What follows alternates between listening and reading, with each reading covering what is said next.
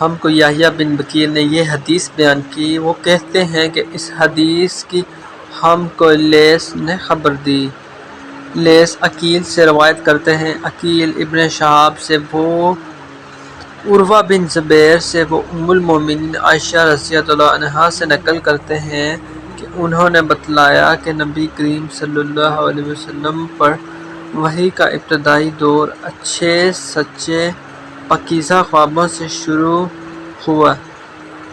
آپ صلی اللہ علیہ وسلم خواب میں جو کچھ دیکھتے وہ صبح کی روشنی کی طرح صحیح اور سچا ثابت ہوتا۔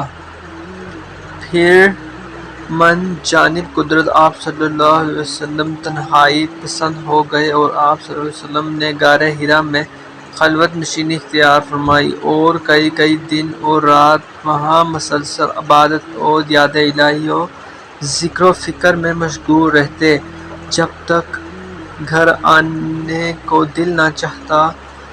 توشہ عمرہ لیے ہوئے وہاں رہتے۔ توشہ ختم ہونے پر ہی اہلیہ محترمہ خدیجہ رضی اللہ عنہا کے پاس تشریف لاتے اور کچھ توشہ عمرہ لے کر پھر وہاں جا کر خلوت گزین ہو جاتے۔ یہی طریقہ جاری رہا یہاں تک کہ آپ صلی اللہ علیہ وسلم پر حق منکشف ہو گیا اور آپ صلی اللہ علیہ وسلم غار حرا ہی میں قیام پذیر تھے کہ اچانک جبرائیل علیہ السلام آپ صلی اللہ علیہ وسلم کے پاس حاضر ہوئے اور کہنے لگے کہ اے محمد پڑھو۔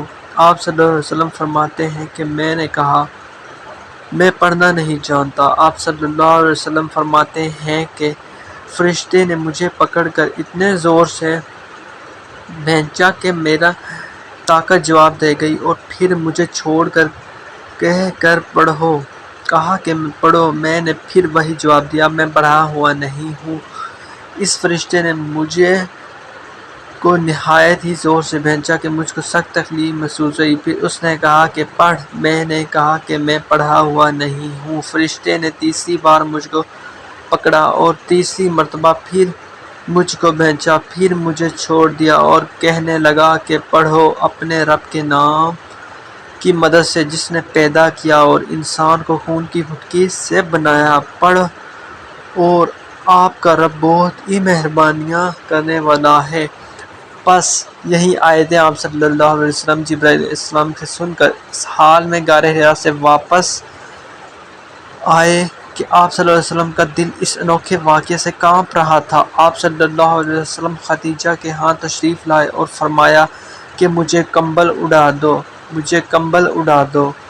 لوگوں نے آپ صلی اللہ علیہ وسلم کو کمبل اڑا دیا۔ جب آپ صلی اللہ علیہ وسلم کا ڈر جاتا رہا تو آپ صلی اللہ علیہ وسلم نے اپنی زوجہ محترمہ خدیجہ رضی اللہ عنہا کو تفصیل کے ساتھ یہ واقعہ سنایا اور فرمانے لگے کہ مجھ کو اب اپنی جان کا خوف ہو گیا ہے۔ آپ صلی اللہ علیہ وسلم کی اہلیہ محترمہ خدیجہ رضی اللہ عنہا نے آپ صلی اللہ علیہ وسلم کی ڈھارس بندھائی اور کہا کہ آپ کا خیال صحیح نہیں، اللہ کی قسم آپ کو اللہ کبھی رسوا نہیں کرے گا۔ آپ تو اخلاق فاضلہ کے مالک ہیں، آپ تو کنبہ پرور ہیں، بے کسوں کا بوجھ اپنے سر پر رکھ لیتے ہیں، مفلسوں کے لیے آپ کماتے ہیں، مہمان نوازی میں آپ بے مثال ہیں اور مشکل وقت میں آپ امر حق کا ساتھ دینے والا ہیں۔ ایسے اوصاف حسنہ والا انسان یوں بے وقت ذلت و خواری کی موت نہیں پا سکتا۔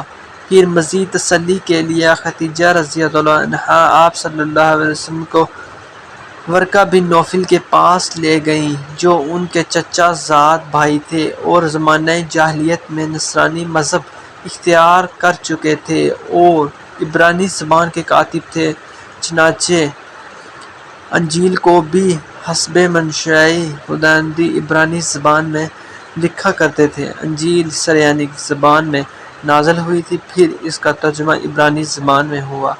ورقہ اسی کو لکھتے تھے کہ وہ بھی بہت بوڑھے ہو گئے تھے، یہاں تک کہ ان کی بینائی بھی رخصت ہو چکی تھی۔ خدیجہ رضی اللہ عنہا نے ان کے سامنے آپ صلی اللہ علیہ وسلم کے حالات بیان کیے اور کہا کہ اے چچا زاد بھائی، اپنے بھتیجے محمد صلی اللہ علیہ وسلم کی زبانی ذرا ان کی کیفیت سن لیجیے۔ وہ بولے کہ بھتیجے، آپ نے جو کچھ دیکھا ہے اس کی تفصیل سناؤ۔ چنانچہ آپ صلی اللہ علیہ وسلم نے الظہور کا آخر پورا واقعہ سنایا، جس سن کر ورقہ بے اختیار ہو کر بول اٹھے کہ یہ تو وہی معجزہ فرشتہ ہے کہ جسے اللہ نے موسیٰ علیہ السلام پر وحی دے کر بھیجا تھا۔ کاش میں اس کے لیے اس عہد نبوت کے شروع ہونے پر جوان عمر ہوتا، کاش میں اس وقت تک زندہ رہتا جب تک کہ آپ کی قوم آپ کو اس شہر سے نکال دے گی۔ رسول اللہ صلی اللہ علیہ وسلم نے یہ سن کر تعجب سے پوچھا